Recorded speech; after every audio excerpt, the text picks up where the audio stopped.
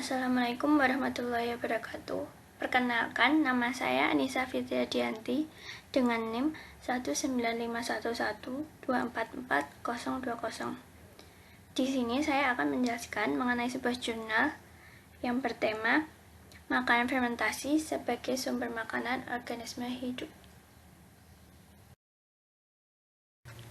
Baik, langsung saja.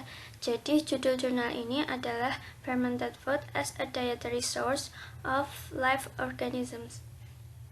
Jurnal ini ditulis oleh Shannon Razak, Karen Cook, Melanie Herman, dan yang terakhir yaitu Robert Hudgens dari Department of Food Science and Technology, University of Nebraska, Lincoln, United States of America. Baik, mari kita awali pembahasan jurnal ini dengan beberapa pendahuluan. Yang pertama, latar belakang. Jadi, dibuatnya jurnal ini dilatar belakangi oleh munculnya makanan fermentasi sebagai makanan yang mengandung mikroorganisme bermanfaat. Tetapi karena banyak sekali macam makanan fermentasi, maka jumlah kandungan mikroorganisme pun menjadi terlalu bervariasi. Nah, dari sinilah timbul ketidakjelasan mengenai berapa sih jumlah kandungan mikroorganisme bermanfaat dari suatu produk ini misalkan. Sehingga muncullah keraguan dari masyarakat, benar tidak sih makanan fermentasi ini bermanfaat jika dikonsumsi? Oleh karena itu, perlu adanya pembuktian untuk meyakinkan masyarakat bahwa makanan fermentasi itu memang bermanfaat melalui angka-angka mengenai jumlah mikroorganisme yang dapat diketahui dari jurnal ini nantinya.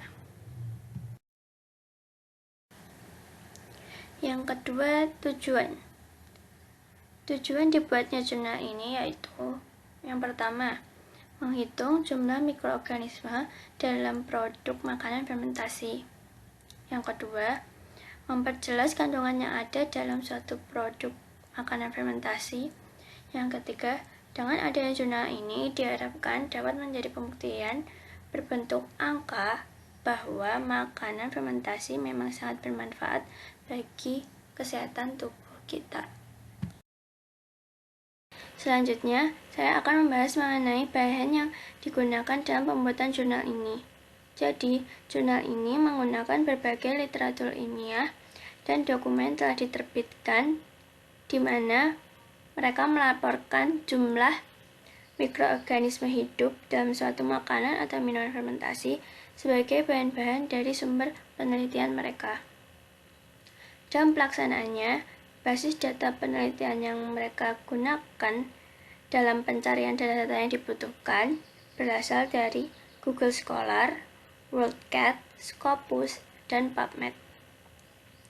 Data yang digunakan tidak terbatasi baik dari segi waktu, lokasi, maupun bahasa yang digunakan. Produk-produk dalam data-data yang telah dipilih untuk penelitian jurnal ini dapat berupa komersial maupun sekadar produk eceran. Berikutnya, metode. Karena para peneliti dari penelitian ini hanya merangkum data-data kuantitatif yang berasal dari berbagai literatur ilmiah terdahulu mengenai hitungan khusus akan kandungan mikroorganisme yang terkandung dalam suatu makanan atau minuman fermentasi, maka secara umum metode yang digunakan dalam penelitian ini adalah kualitatif. Dan data-data yang digunakan dicari ataupun dipilih dengan menggunakan kata kunci yang meliputi produk yang patut diperdagangkan, produk komersial, jumlah, bakteri asam laktat, karakteristik mikroba, probiotik, dan kultur.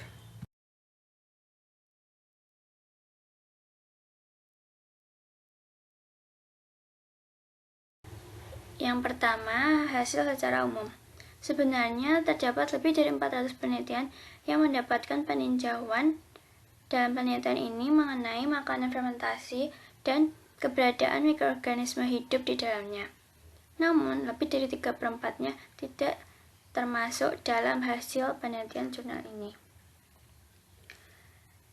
Akhirnya, penelitian ini berhasil melakukan survei sebanyak lebih dari 140 penelitian terdahulu dengan cakupan waktu 50 tahun periode dan berasal dari berbagai wilayah. Grafik yang ditampilkan merupakan hasil dari rangkuman data-data yang menunjukkan jumlah kandungan mikroba yang ada dalam makanan ataupun minuman fermentasi. Dapat dilihat dalam grafik tersebut, terdapat 9 kelompok makanan ataupun minuman yang ditinjau dalam penelitian ini. Ada yogurt dan produk fermentasi lainnya, keju, daging fermentasi, sayuran fermentasi, produk fermentasi tradisional Asia, serealia fermentasi, bir, dan teh fermentasi atau biasa disebut dengan kombucha. Grafik tersebut menggunakan satuan log CFU per mililiter, yang artinya unit-unit atau satuan pembentuk koloni untuk setiap mililiter atau gramnya. Dapat kita ketahui melalui grafik tersebut bahwa yogurt dan sosis memiliki jangkauan variasi jumlah mikroorganisme paling besar. Sebaliknya, kombucha memiliki variasi paling sedikit dibandingkan produk lainnya. Yang kedua, diskusi. Jadi, ada 4 bahasan yang didiskusikan dalam jurnal ini. Yang pertama, mikroba dalam makanan berkeliling dan berinteraksi di dalam usus. Apa sih maksudnya? Jadi, dalam sistem pencernaan manusia terdapat lebih dari 1 triliun mikroorganisme hidup dan mereka sangatlah bermanfaat bagi kesehatan tubuh kita. Manfaat tersebut dapat berupa perlindungan untuk melawan patogen, mengekstrak nutrisi, serta mengatur sistem imun tubuh. Sehingga mikrobiota usus ini sangatlah stabil dan bermanfaat bagi kesehatan tubuh kita. Umumnya, mikroorganisme dalam produk fermentasi disesuaikan dalam lingkungan makanan tersebut. Sebaliknya, saat organisme berada dalam makanan fermentasi yang telah dikonsumsi dan mereka mencapai saluran pencernaan, mereka akan menjadi asing bagi saluran pencernaan tersebut. Bisa kekurangan sumber daya hingga bersaing dalam relung ekologis ini. Jika selamat, mereka dapat bertahan di dalam usus. Jika tidak, mikroba yang hanya sekedar lewat saja pun tetap akan membawa pengaruh baik bagi tubuh. Yang kedua, bukti manfaat terhadap kesehatan yang diberikan makanan fermentasi. Pada umumnya, bukti akan manfaat kesehatan dari makanan fermentasi didasarkan pada laporan epidemiologis dan klinis, lalu mengaitkannya dengan peningkatan status kesehatan ataupun penurunan risiko penyakit. Sebenarnya, banyak sekali contoh yang dapat ditemukan.